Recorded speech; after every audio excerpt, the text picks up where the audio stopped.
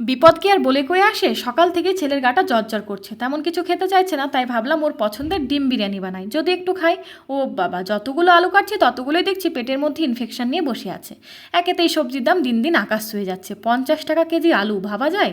তুমি যদি মধ্যবিত্ত ফ্যামিলি থেকে বিলং করো, যদি ফুল ফ্যামিলি নিয়ে ব্যাঙ্গালোরে থাকো, তবে কোনোদিনই তুমি মধ্যবিত্ত থেকে ধনী হতে পারবে না। সবজি আর জলের যোগান দিতে দিতেই তোমার মাসের অর্ধেক উপার্জন পকেট থেকে বাতাসে উড়ে যাবে। আর যদি বাঙালি কোনো সবজির দোকানে যাও, যেমন ধরো পুঁই ডাঁটা খেতে মন চাইলো, বা মোচা বা চাল কুমড়ো, এসব বাঙালি সবজি কিনতে গেলে তোমাদের তো হার্ট অ্যাটাকই চলে আসবে। তবে হ্যাঁ, ধনী ব্যক্তিদের জন্য ব্যাঙ্গালোর কিন্তু সব থেকে পারফেক্ট জায়গা। যাই হোক, রান্না করতে করতে ছেলে বারবার কিচেনে চলে আসছে। কোলে নিয়ে দেখি গায়ে প্রচণ্ড জ্বর চলে এসেছে, তাই তাড়াহুড়ো করে রান্নাটা শেষ করে ওকে খাওয়াতে বসলাম।